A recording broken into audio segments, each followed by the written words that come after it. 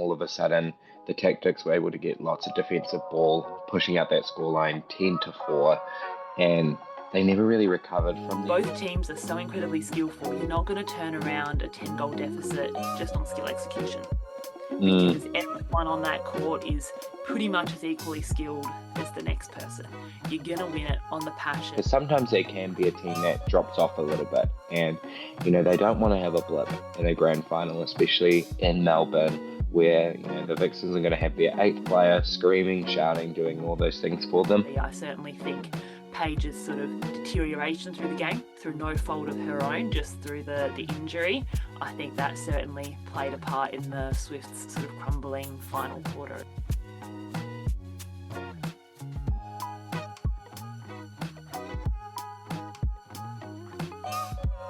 Kia ora, Netball Scoop whānau, and welcome back to the Netball Scoop YouTube channel. What a way to start off this weekend. I mean, it was an incredible weekend with 2 massive games that happened. Not only did we have the Suncorp Super Netball Prelim Final, but we also had the ANZ Premiership Grand Final, which was, if you did watch that game, was absolutely chaotic from minute 1 to minute 60. So, Georgia, what are your thoughts about the games on the weekend? Yeah, I mean, unfortunately, both the games were played at the exact same time. I think someone needs to have a word to SSN and ANZ Premiership next year before they do the scheduling, because having both games on at the exact same time was certainly not ideal for those of us that wanted to tune into both. But as you spoke about when you chatted to Auntie Knowles last week, Mystics were pretty much the hot favourites to win that game, but they slipped away, and by the looks of it, it was Tactix dominating from pretty much the start. And then, yeah, the Super Netball prelim that we had, what a cracker that was. I think most people, if you'd turned it off at 3/4 time, you would have been pretty confident the Swifts were going to run away with the win, but the Vixens had other ideas, and they came back and absolutely stole it in that last minute and a half with that little bit of possession netball that the Swifts are oh so familiar with. But I reckon let's have a start by having a chat about the ANZ Premiership Grand Final, which we haven't had a huge chance to talk about a lot of that competition this year. So you watched that game, Tobey, and what's your sort of summary of it, other than the fact that it was a bit of a shock win considering the Mystics had dominated so much for the season? Yeah, as you said, and not only the media said, but in my interview with Nolene Totoa, we all thought that the Mystics were going to win that game, and I think they had been pretty dominant throughout the season. They had just defeated the Tactix by, I think it was 14 goals a couple weeks prior, so it was very much like if they could just continue the same form, then they would win the game. But I think they looked a bit rusty. I think their offensive connections just weren't very on. And I think it was because of that week break that they did have. You could kind of tell that, as we all know, match day fitness kind of comes from having consistent game time. And, having that week off was something that just looked like, yeah, they definitely needed something to rev them up a bit. I think the Tactix came out absolutely firing from minute 1. I think the defensive pressure that both Jane Watson and Cuttenberger have, which is a very familiar combination to the world, they disrupted that flow of Tuiava and Wallam, which has been so good this season. And it was basically, there was a midway point during the first quarter where it was going goal for goal. And then all of a sudden, the Tactix were able to get lots of defensive ball, pushing out that scoreline 10-4. And they never really recovered from then. I think that end of that first quarter ended up being 17-8. And you could see based on the statistics of the game that they lost that game in that first quarter and they never were really able to bring it back. So it was a very good game. I think despite the scoreline, you could see that it was still very competitive. The Mystics threw literally everything that they could. They did, I think it was about 15 changes or 20 changes or something to try and combat it, and even put Tuiava into goal attack in the third quarter. But yeah, there was just nothing that they were able to do. The Tactix were too experienced, were too strong, and there were some key stats I'd like to quickly talk over. So one difference that they had was the Tactix had 17 pickups to the Mystics 6. So that provided them 11 more opportunities to go to goal. Combine this with 2 extra games and 3 less turnovers. That's just a huge amount of opportunity for the Tactix to go to goal, and also the Mystics were just giving away too much ball. And I think another thing was that the penalties was incredibly high for the Mystics in comparison to the Tactix. It was 62 to 35. So being able to play that many times in comparison to your opposition is just never going to work. And with a attacking end like the Tactix had, where Tapia Selby-Rickett and Edakana Pedersen were just absolutely on fire, and Ellie Bird, which I'm not as sure if you guys are very familiar with her game, but she's a very much a holding shooter that just demands that presence. She's 196 centimeters, I believe, and she was just holding strong all night long, and they couldn't figure out how to get her off her hold, which is something that she's really improved this season, despite now, as she's announced her retirement. It will be sad because it definitely was her best season this year. But yeah, Catherine Hall, someone that we are potentially expecting to be in that Silver Ferns squad. She had 17 penalties just herself. So that's too high, especially in a game that she needed to be in the contest, and she needed to be not pushing Ellie Bird, but working a way around Ellie Bird to get the ball. And that was just something that she wasn't able to do. Yeah, from all the sort of discourse that I've seen online, it certainly sounds like there wasn't many sort of weak links across the court of that Tactix team. And yeah, when you've got a defensive end of Jane Watson and Kartenberger, who I think she was named player of the match, and then, your attacking end that's got so much experience with, Ellie Bird, and then Tapia Selby-Rickett down there. Provided that mid-court then fires, then you're going to have a pretty good game on your hands. Who would you say was a standout player from the Mystics, even in the losing side? Yeah, I think you can't go past Elizabeth Toyava. I mean, she has been so good this season. Um, and I know that, for years, the international media have been, why is she not in the team? Why is she not in the team? And it's always been that fitness requirement that she hasn't necessarily met, that has meant that she's either in or out. And yeah, I even talked to Nolene before the game, and she said that Toyava just looked so fit, so clean, and she was her creativeness with the ball that we all know and love that she brings to the international game. She's been able to really control that this season as well, with a really low turnover rate. So she is, I know for Aussie fans, you'll probably don't want to hear this, but she's gone up another level. And I think if she's able to, now that we know that there's an exemption process, there's potential that Grace Nweke comes back, do not be surprised if this international season there is Grace Nweke and Toyava as our starting goal shooter and wing attack. And we all know how scary that combination is. So I think, yeah, definitely she was a standout. And I also think, despite all the changings around and whatnot, the Mystics did play well. I think like Michaela Sokolic-Beatson had a really good game. She switches between goal defense and wing defense now. And I think just her ability to cover her player almost like an Australian defender. I think that's something that she does really well, just like backpack. And um, yeah, she did that really well during this game. But yeah, and definitely expect her to be someone as well that you might see on the international game this year. Definitely, yeah. She's been one of those that's been in and around of that sort of Silver Ferns team for so long, but been so unfortunate with injuries that it's, yeah, always nice to see those sort of players thriving when they do come back from such big setbacks.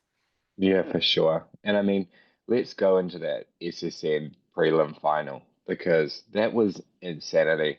I mean, watching that game, as you said, like, you would have turned that off at 3/4 time, expecting it to be, yep, the Swifts have done it. And but you would, I think, when I watched that first quarter, it was, the Vixens did look really strong, and Mm. you could see that it was just like a few little blips in that third quarter where it just, yeah, absolutely capitulated. So, what do you think, I guess, brought them back in? Because from a standpoint of a fan, you would go, not much changed, but it just looks so much different. So yeah, as you said, it was a pretty even first quarter. You could tell there was a lot on the line. Both teams were a little bit scrappy. I think the Vixens in particular threw a lot of ball away, putting too much pepper on it. A few went over the baseline, a few went over the sideline, especially as they were trying to do those sort of big long feeds into Sophie Garber. And I think most of that actually happened when she was trying to get out of the circle. And I think especially at the start of the year when Vixens had their games that weren't quite as strong when they were struggling earlier on in the year, it's because Garvin was trying to move a little bit too much. We know she is that more mobile shooter compared to our really tall players like Grace Weckie, who was on the other end of that game, or your Janelle Fowler, Nembards, and all those sort of players. But I do still think her real strength is on the hold, even though she's not as tall as those other players. She's got the likes of Kira Austin and Kate Maloney, and in this game, Azara Walters around her. They're more than capable of doing all that ball handling work. She doesn't need to get out of the circle anywhere near as much as she was in those early games. And I think when those balls were getting sprayed, it was her out on the move. And then once she settled back into the circle in that fourth quarter, as we saw, that's when they came alive because they knew they could turn, look down at the post, and there was Garvin right under there ready to take a pass. And it just meant that everybody else had all the space to do what they wanted to do. I think where it really sort of fell apart for them, particularly in that, so a little bit in that second quarter, but then a lot in the third, is the defensive intensity from the Swifts really picked up. The last couple of weeks, the Swifts have had a higher penalty count than usual. They were really good at the start of the season, and that was put down to the work that Dylan Nexip had done with the defenders wanting to really bring out a new defensive strategy, and that worked wonders for them for the first couple of weeks. They fell away from that a little bit in the middle part of the season, which is where the team as a whole sort of started to fumble a little bit, but they did a really good job again this game of keeping their penalties nice and low, and particularly in that sort of wing defence and centre position, they were able to keep their penalties low, which then meant that the likes of Sarah Clow and Maddie Turner were able to have a bit more of a look at the ball. And it also meant that the Vixens weren't able to get as close to circle edge. So they were having to do all these extra passes to get the ball there so that they were close enough to feed it into Garvin. Because she is that little bit shorter, you can't be doing those big long feeds from the centre third that you can for the likes of a Janelle. That's just not going to work. The defenders are going to have too long to look at it and then potentially pick it up themselves in an intercept. So I think that was probably the main difference in the third quarter that I noticed, where they really just started to drop off. And I think that's also where Grace Nweki started to sort of feel the best in the game by the looks of it. She was getting the wood over Rudy Ellis. She was able to sort of hold really strong in that circle, had that connection going on with Helen Houseby that again has been a bit rocky in that second half of the season. So yeah, I think they were the main sort of stumbling points where it sort of fell away from the Vixens a little bit. But yeah, luckily for them, as we saw, they were then able to totally turn the tables in that fourth quarter and storm home. Yeah, and when watching that game, I definitely noticed that, what's it called? The pressure, the defensive pressure from the Vixens was just building and building and building. And you could see in that fourth quarter that they didn't necessarily get a whole lot of gains. It was just more that their attacking end was now firing.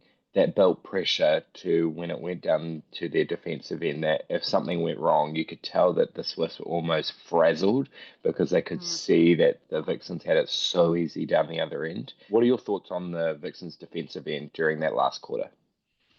Yeah, so in that last quarter, I mean, they had all the pressure on the Swifts. But yeah, like you said, you look at the stat sheet across the game, the Vixens had a total of 11 gains, but only one of Mm, those actually came in the last quarter.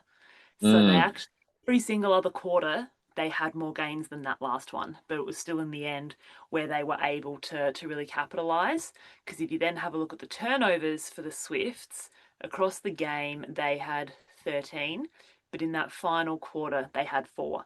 So that was one of their higher mm. quarter turnovers because, as you said, they were being forced into those errors, and they're not the ones that are going to show up as a positive on the Vixen stat sheet. They're only going to show up as a negative on the Swifts side of things.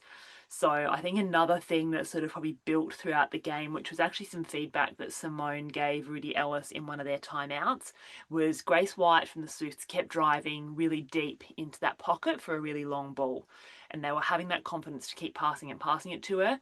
Simone had picked it up on the sidelines. They came in for a timeout and told Rudy to keep an eye out for it. And literally the next centre pass, she came out flying for the ball. It fumbled through Grace's hands. Grace did the classic, oh, I didn't touch it. umpire didn't fall for it because she had touched it, and then it was a Vixens ball. And that, I think, is where that sort of spookedness, if that's not a word, but we're going to go with it anyway, where that sort of came from for the Swifts, of them just starting to then lack that bit of confidence, be a bit more frazzled and not as willing to sort of pass those pocket balls. And I think it'd also be remiss of us to not talk about Paige Hadley as well. As we know, she missed the last 2.5 games. She sat on the bench for the second half of that Lightning game in round 13, then missed round 14 in that first semi-final with that foot injury. She wasn't 100% out there. We could tell it from what it was mentioned in the halftime interview. I think that basically the first thing that I think it was Kath was interviewing her at the break said, how's the foot? Is it 100%? And Paige was like, no, we all know that. So she was Yeah. very upfront, which we don't often get about injuries. So that was nice. But a player like Paige, you're going to have to chop her leg off before she's going to get off the court.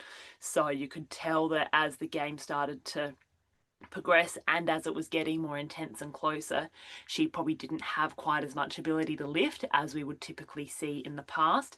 And she was having to rely more on her pure sort of leadership skills in terms of her voice and direction to the other players rather than physically being able to take the game by the scruff of the neck, which I've got no doubt is something that we would normally see from her. But unfortunately, in this instance, she just wasn't able to, and especially against such a high quality player like Kate Maloney as well. She's not the sort of player that you can half-ass against. Those two are two of our best middies in the game at the moment. So yeah, I certainly think Paige's sort of deterioration through the game, through no fault of her own, just through the injury, I think that certainly played a part in the Swifts sort of crumbling final quarter as well. Yeah, that was going to be my next question because watching that game, it almost made me feel a bit uncomfortable that she was still left out there. I know that, as we all know, you played through injury and whatnot, but it looked like she was limping from about midway through that second quarter. And to push through that and try and get to the end of that game, obviously, as you said, you'd have to chop her leg off to take her off. But I think if I was a coach, I would, she's got so many good players on that bench to bring on just to allow her a few minutes to almost rest her foot, I guess, as well. Might have been something that I would have explored. They had that 10-goal deficit during that, at the end of that third quarter. So bringing on an Ellie Smith, whether that's into centre or in that wing defence and bringing Shani Lambden up into centre, um, that could have been something they explored and also something that built that defensive pressure because you could tell that Kate Maloney was almost just running around her. And Mm. that's not someone that, you would normally just keep on if there's just there was some points which was almost just completely static or just almost watching and making sure that whoever was the closer option to her, she would pick up and force Lambden to almost run around her play to then catch up to the other player that might have done a big drive down the other pocket or something like that. And yeah, it was really interesting decision. So I would maybe the question I'd raise to you is, would you have kept Paige on despite the injury, and why? I mean, I'd probably argue that a 70% fit Paige Hadley is still better than a lot of players out there, and that's no disrespect to the other players that not only are on the Swifts team but play across the league. That's just the quality of Paige Hadley, and you've got Mm, to, like I mentioned before, not only consider her play ability as well, like her technical skills and execution on court, but also that leadership that she brings and that calmness. Yes, you've got someone like an Ali Smith that you can put out there who's still got that calm steadiness to her, but she doesn't have that same punch and drive through the attack end.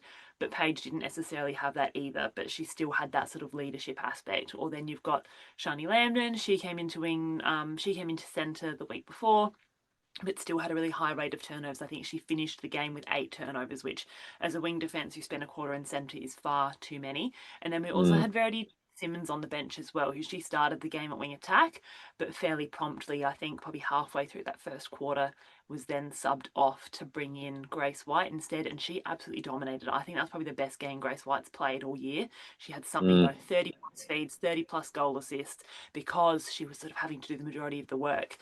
Paige was just sort of being that filler person, which she does so well because she's been used to doing that, particularly in the diamond setup where she's working alongside Liz Watson. Liz goes down, works her magic, Paige just comes in and fills the gaps. And it's very different to that sort of more symbiotic relationship that she's had with Maddie Proud across those two positions over the last couple of years.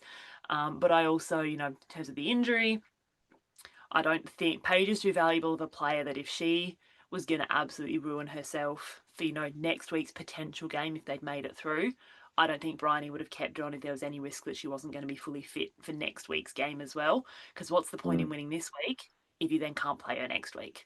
Because, if they didn't manage to beat Vixens with her this week, no way were they going to be able to beat Fever without her next week. So it wasn't going to be worth them running her into the ground this week just to get a chance next week, because if they didn't have her then, what was the point? Yes, you could say you made it to the grand final, but they were probably going to be up for another, 35 plus goal thumping next week. Yeah, which is just, it shows how dominant the Fever have been this season, is that one player out means that many goals. But I'd also like to, just before we move on to our preview of the grand final, I'd love to talk about that almost the Simone McInnes timeout that she had during that just before the fourth quarter. That was just like you could see the emotion pouring out of her face at the end of it, and all of the players were listening to every word. And it wasn't like it was very technical at all. It was just, I think that's kind of what some teams in this competition kind of need, is that like that connection with the coach, that if she's emotional and can say things like just have a crack, go for the ball, do anything and everything to win a game. That's what teams need to be told sometimes. And I think, sometimes it's just too technical to the point where the players are like, oh my God, we're 10 goals behind. Why are we being told how to do a strategy that we kind of already know? Just being told, just do what you know how to do and you will win this game. And Yeah. that almost woke something up in all of those plays. You could see Kate Maloney was so fired up. And I think, she was incredible throughout that game. But I think that fourth quarter, she really, obviously, she had an opposition like Paige Hadley, who wasn't necessarily defending her as much, but she just had the freedom to just do whatever was needed to win. And having that confidence to do so, I think, really did push them through to what the final quarter, I believe, was they scored 25 goals. Yep. That's 5 to insanity. 14. It was I think it was their highest scoring quarter this season. That's 25 goals to insanity. 14. Yeah. That's Yeah. And crazy for a prelim final or any final in general to bring out that much of a scoreline and then to only win by one. It's almost like the universe blessed the Vixens with one more opportunity. And I think going into this week's grand final, they will have the confidence that hopefully it's not 35 goals like the last time that the Fever had a game, that the deficit they have to close down. But if they are behind, I think they will still have the confidence to go 100%, unlike what the Swiss were doing against the Fever the week before, where they kind of almost just crumbled. And I think Helen even mentioned that they capitulated in that game and they were like, well, we were already so behind that let's just try out a lot of things for the next week. And I just don't think that the Fever will have that, or the Vixen, sorry, will have that attitude at all. yeah, I think, that fourth, yeah, 3/4 timeout or quarter break chat has been going all over socials. I think I've probably seen it 10 times at least now, and it's been, what, 2 days since the game? And I Mm, did actually go and rewatch the game again last night. And one thing that I picked up that I don't think's actually been flagged in a lot of the sort of commentary that I've been seeing online is after Simone's given a big rousing speech, Kate Maloney's honed in on her, looking, 100% committed, and she sort of, slaps the girls next to her on the leg and was, we've done this before, which I mm, think it was 2022 prelim final in Sydney against the Giants. Oh no, sorry, this one was in Melbourne, but against the Giants, so another New South Wales team. I can't remember exactly how much they were down by, but they had this massive comeback in the final quarter, looked down and out at 3/4 time. Emily Mannix took a screaming intercept with something like 30 seconds to go, took it down the other end to win the game. So they know mm, and that belief from inside that it was something that they were able to do again. And I think, like you mentioned, it was the passion that Simone talked with that got them fired up. Both teams are so incredibly skillful. You're not going to turn around a 10-goal deficit just on skill execution, mm. because everyone on that court is pretty much as equally skilled as the next person. You're going to win it on the passion, on the drive, on that energy that you're able to bring, which is something that I think the Vixens are really good at, not only having that emotional connection with Simone being her last season, but also just someone like Kate Maloney. Like, how can you not listen to her and get revved up? I know. She's just the sort of player that has the ability to bring the best out in everybody. And I think, just her constant, hype woman vibe is just something that is really going to bring the team along with her. You know that she is going to give it, not 110%, she's going to give it 120, 130, 140%, whatever she's doing. So you want to go in and do that with her. You don't want to be a passenger. You want to be along for the ride. Talked about how good that final quarter was. We've got some footage, some audio footage from the press conference that they did where, Simone and Kate were sort of asked about what the main change was in that final quarter. So let's have a little listen to that. I don't think there was anything specific for Soph. Sophie is, I think when Kip lifts, they both lift, and the people around, like the people feeding the ball and giving it's the ball. It's probably more us at the front that allows Sophie to be open. Yeah. We probably didn't have that dynamic movement allowed her to be. So it's the mid-court, like Zara, I think Zara came back onto court and did a really good job. Yeah. She opened it up for us. That helps Sophie. That helps Kip. Yeah. And Kate, they were just letting it go as well. And we were much more definite and aggressive and punchy with our movement, so allowed us to let the ball go because we were a bit hesitant earlier. So I think Simone summed it up perfectly there. It wasn't just a single player that lifted. The whole team had to really find another gear to be able to pull back a deficit like that. And as I mentioned earlier, Garvin shot, I think it was 17 from 17 in that final quarter because she was able to just plant herself under the post because all the attackers around her were doing what they needed to do. And Zara Walters, she struggled in that first bit when she was on court. I think when she came off halfway through that second quarter, she only had 2 goal assists, which for a wing attack in a prelim final at this level is just not enough. So Tara Watson got to come on, make a nice little debut. What an absolute pressure cooker to throw her into. But then Zara was able to sit back, have a look at the game, and then re-enter and really dominate, and that just freed up that whole attacking end. And then the other bit of audio that we've got is from the Swifts presser as well. So, there's been lots of discourse online about particularly that, as we've been talking about for most of this chat, that final 10 minutes of final quarter, but particularly as the Vixens started to edge closer and closer. Why didn't the Swifts, attack the super shot, call a timeout, any of those sort of particular things? So here's what Bryony had to say when asked about that sort of final part of the game during the press conference. Yeah, I think at the end of the day we probably should have taken those twos, but when you're under the heat of the battle out there, I think it's on Helen and Gigi to work that out because who knew that the Vixens could throw it around for a minute and a half, really? I mean, that's pressure netball and they did that really well. So we can sit here and say we coulda, shoulda, and we didn't, and that was a result. So some pretty blunt words there from Bryony, saying they had the opportunity, but they let it slip. And at the end of the day, she's the coach, so she does have the say on the strategy. But at the end of the day, it's the players that are out on court and that are the ones that have to execute and make those decisions. What are your thoughts on her comments there? I think she's right. I think they probably should have, and I think they're in that last quarter, as we have talked about, they were a bit frazzled on the attacking end, and maybe just having not growing. I mean, but just using your netball IQ to understand that what is a good way to shift the momentum, because you could see throughout that quarter that the Vixens were just absolutely firing, and it wasn't just a couple of super shots at the end that brought them back in. It was a consistent fourth quarter performance from them. So looking at how to open Helen up, maybe even bringing in, obviously not to throw just Sophie Ford's on to save the day, but just having that second option to go for a super shot might have also been something that they could have done. But I mean, they trusted the combination, and I think they definitely should have as well to do the job. And it was they just couldn't do it. And one final moment I'd love to talk about, it was all over the media talking about that final 10 seconds of the game where, Grace Nowicki got the ball. She ended up passing it off to Helen Houseby to go to goal, and there was an air ball.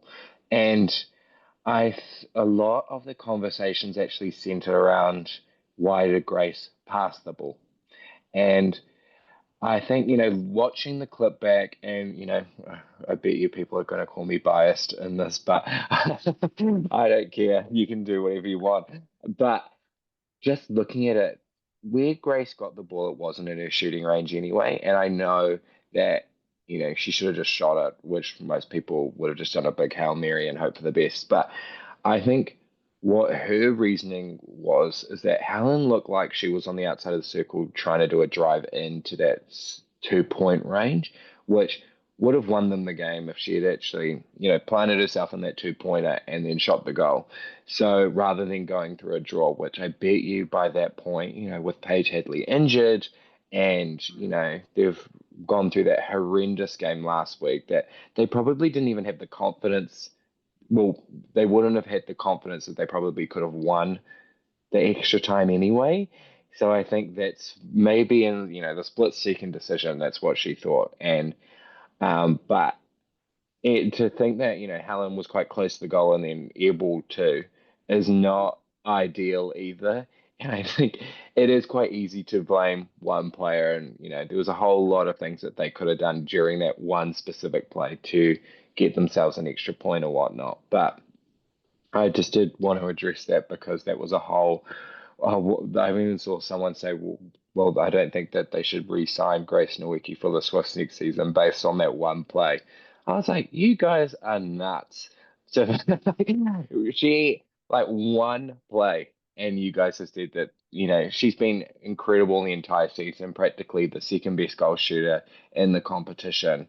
But obviously, she's had a game where she last week was up against, great fever defense, and she had Janelle at the other end of the court who was just outshining. But we all know how class she is. But I thought in last week's game against the Vixens, she was actually really strong, and that really didn't actually get a whole lot of game ball off her, or she didn't have very many offensive contacts. And yeah, I think as as I heard on Inside Netball too, that they were talking about this, we are very quick to judge, and it's like, why don't people that we get to sit and we're lucky enough to sit in this position and just be like, well, why didn't they not do that, and why did they do this? But there's obviously a reason why they did do that, and I think they've had a very strong season, and they should be really proud of what they did. And yeah, they'll be disappointed with the 1 goal loss, but.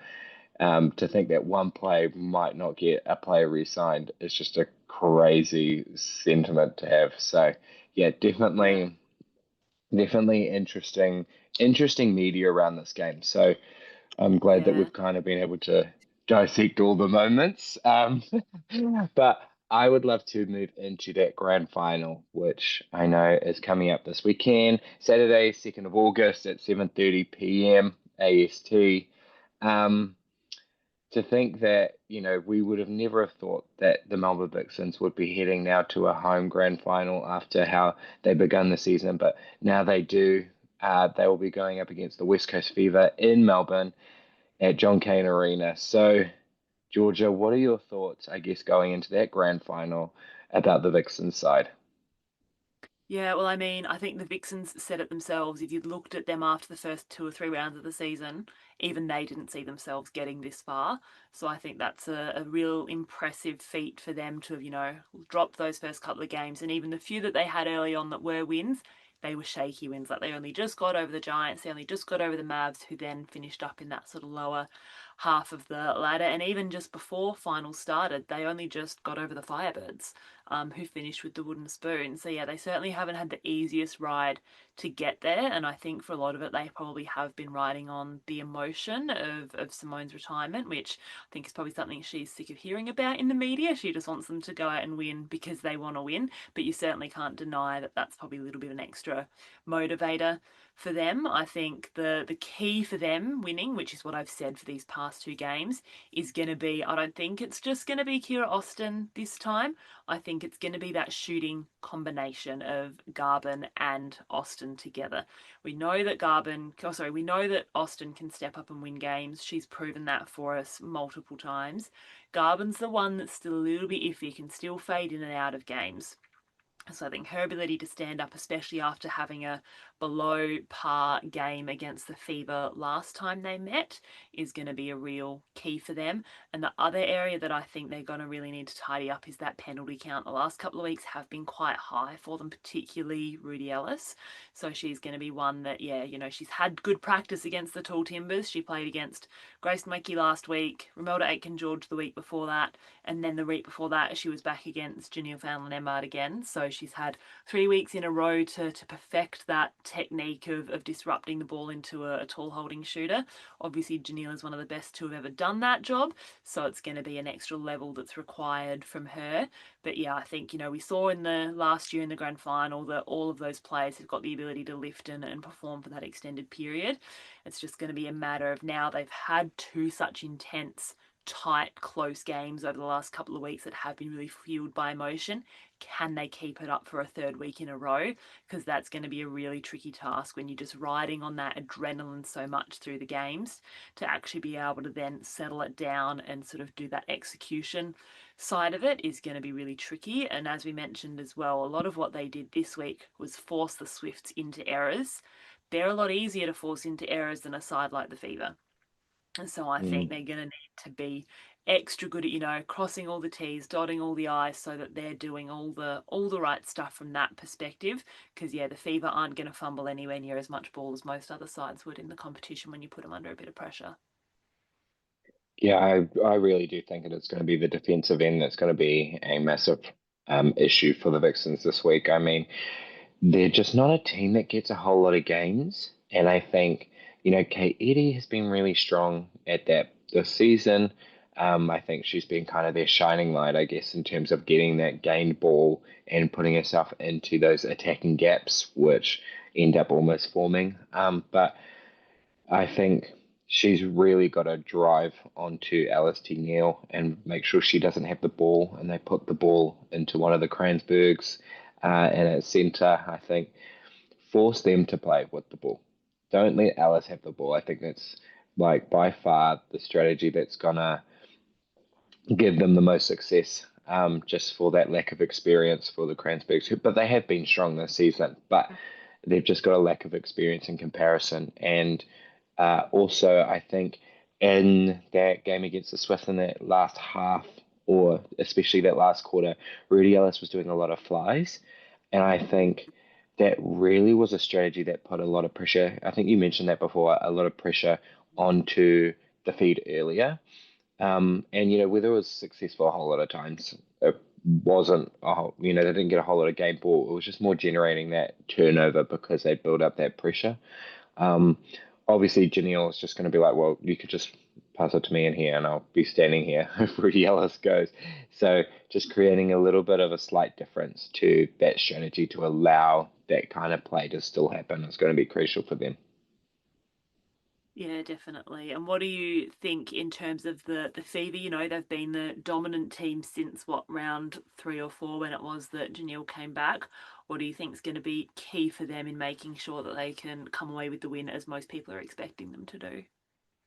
Yeah, I don't think this is going to be the most expert analysis from myself because I feel like a lot of people would just point this out. I think, just being consistent, I think is the number one thing for them, and being, a 60-minute team, because sometimes they can be a team that drops off a little bit, and, they don't want to have a blip in a grand final, especially in Melbourne, where, the Vixens are going to have their 8th player screaming, shouting, doing all those things for them.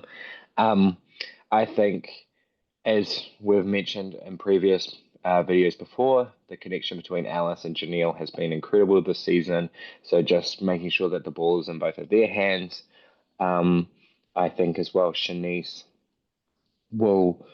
I think Shanice might have, struggle a little bit up against a Joe Weston. I think just that height difference might also throw off the pass a little bit more. But there's a potential that Keddy also goes into goal defense, and that will be. I think that might be a little bit of a weak link for them. I think not Shanice as a player. I think she's a great player. She's got great IQ and also a really great connection with Janelle. But the I think that Joe Weston and Keddy up against her are going to be people that she might struggle against. So I think that might be something that happens. But defensively, it's about whether they will do all those switches. I think that's where they have really been strong this season, is having that difference in their defensive end and having going up against the Australian Diamonds combination. They've got to, rattle them early. And yeah, I think if Katie Ann and Sunday outperforming, definitely bring Fran on. I mean, seen her success against them in the England environment. So yeah, I think there's not much that I would be able to pinpoint as a weakness for this Fever team. I think they've been very strong this season. They've won every game since round 3, which was against the Vixens, I believe, as well, was their first win, and it was quite comprehensive as well. So, yeah, I think they should have all the confidence in the world that they can get the job done. I think maybe the only slight would be just a few little consistency issues and also being in Melbourne. Yeah, I think I've just actually pulled up the stats from that semi-final against the Swifts, because I remember when they were obviously out by so much at that 3/4 time break that Dan did make a few subs. He brought on Olivia Wilkinson, which we have seen at various points throughout the season, and then he also brought on Zoe Kransberg so that he could give Alice Tigney a bit of a rest, knowing that she'd played a lot of minutes. And I think something that might be a little bit of concern for them is, so both Zoe and Olivia came on and played 15 minutes each. Liv had 3 turnovers and Zoe had 2. So that's 5 turnovers between the two of them in 15 minutes of netball. Yes, they were up by a lot, so maybe they were taking a few more risks than normal, but they were also up by a lot and there wasn't any pressure on. So I think that's something that potentially to look out for. As you've said, there's the potential that, Shanice might struggle a little bit against Joe Weston, so they do need to bring someone like Liv on if she's struggled in that sort of high intensity type game, but not necessarily with the pressure on. How's she then going to go if they need to use her in a pressure situation? And then same thing with Zoe. She hasn't seen as much court time as Liv this year, has sort of come on for little spurts to give Jordan Kransberger to insist of those little rests in the middle. But yeah, I certainly think seeing that high number of turnovers in a game where they've come on where there's zero pressure, if Dan does need to look to his bench and it's a bit of a pressure moment, how are they going to go? Are they going to be able to execute at the same level that we've seen them for the rest of the season, or are they going to potentially struggle a little bit? Yeah, and I think the Vixens will also have that the added weight, emotional weight, I guess, that got them through that last game, being at home, but also being Simone's last game. So that's a very lucky circumstances, I guess, in the whole grand scheme of things, with the allotment of it going straight to Melbourne without even normally in previous competitions it would have been the West Coast Fever won that major semi-finals and they get to go to the grand final in Perth. So very lucky circumstances, I guess, and that's going to definitely help them bring that emotional weight. And yeah, I think it's going to be a very interesting game, and I'm going to put you on the spot. I was about to do the same thing to you. Yeah, you can't. I'm going to let you go first. So what is your prediction for the game this weekend, and where do you think is going to be, well, what do you think this goal differential will be, I guess? That's pretty much bang on what I was going to ask you, so that's a bit rude. But you beat me to it. So I'm going to say Fever. It's hard to go against what they've put out there so far this year. They're riding high off that confidence. They've had the week off, but they would have been toiling away over in the West. I don't think Dan would have given them any extra moments rest. That doesn't seem like something he would let them do. So I'm going to go ahead and say, I'm going to say Fever by, I'm going to say 5. I think it's not going to be as much of a blowout as people expect it to be. And you think of the Vixens in the last couple of finals. Thunderbirds Grand Final last year, they expected to be blown out of the water. They lost by, I think it was 2 in the end. Even first Thunderbirds final this year, I think people expected them to be blown out of the water. They won. No one was really too sure what would go on in that Swifts Vixens game that we had last weekend. But yeah, I think they're going to keep it close. And then I'm going to ask the same thing to you, but I'm going to add an extra one in. Who do you think is going to be the player of the match? I'm going to go, I think just be a little bit different, I guess. Just because I feel like our predictions this year have been very similar and they've been, different results. I'm going to go that the home crowd is actually going to push and the emotional weight will push the Vixens to win. I think it'll be very close. I think that um, I think the majority of those standout players will actually come from the Vixens as well. I think Kira Austin will probably have a very strong game. I think that Sophie Garvin looked really confident after last week's performance. So being able to bring that up against, Katie Ann, who I think she'll have a lot more success with, just being able to maneuver around Katie Ann a little bit more. And I think as well that you can't go past Katie this season. I think she's been great, and hopefully she has a really strong game to almost prove to the Diamond selectors that she should have been, put in that invitees or, that main squad, because I think a lot of people actually thought she deserved it after this year. So, yeah, I'm going to go surprisingly Vixens, and I'm going to say by 2. I think it's going to be really close. I think they'll be able to rectify their last close couple of grand finals. And player of the match, I'm going to go with. Immediately, my head goes Keir Austin, but I just think that's so boring.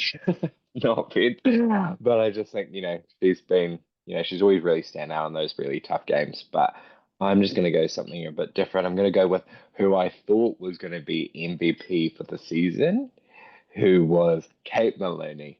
I think she's been great this year. And she's definitely built into this year as well. I think, she had a bit of a slow start, but I think by last week's game, you could see she was absolutely dominating. And for her to go up against either Jess Anstis or one of the Kranzberg twins, I think she almost has the experience of all 3 options. And I think she might actually have a bit of a field day on on reflection. So I'm going to give it to her. What about you? Yeah, well, What are your if she does come away with it, then I think I'd have to just go back and double check this, but I think that would make her the first mid-quarter to win a grand final MVP. Fairly sure every other year it's been either a defender or a shooter. But I think the other thing I just want to add to mine is I think if Vixens get the win, I think if Fever get the win, I'm going to put Sunday Ariang down as my MVP. I think she's been one of those goal defences that's sort of flown under the radar a little bit this year, but always seems to turn up and have great games against the great goal attacks like your Helen Housebys and your Kira Austins. So I think if Fever do come away with the win, then I think Sunday's going to be my pick for the MVP. Yeah, I think it's going to be a very interesting game this weekend, and good luck to both teams. And yeah, we'll definitely be back next week with a video reflecting, so stay tuned. And I think we'll also have to revisit our team of the year that we did. We obviously, Tobey and I both put together a mid-year team of the season, and I think both of us will be making a couple of changes to that. I think I'll be making a lot of changes to mine. So we'll have to come back, make some changes, and I think we'll have to put a rule on it that it can't include finals form, because that obviously puts a few players out of contention. So I think we'll have to go up to round 14. So yeah, come back next week so that you don't miss any of that. And before you go, I reckon drop us a comment to either let you know what you think the outcome of the final is going to be, give us a winner, a margin, and an MVP, or start dropping your ideas of who you'd potentially be putting in your team of the season. Yeah, thank you guys for joining us in today's video, and yeah, definitely come check us out next week on the Netball Scoop YouTube channel. Bye for now. See ya.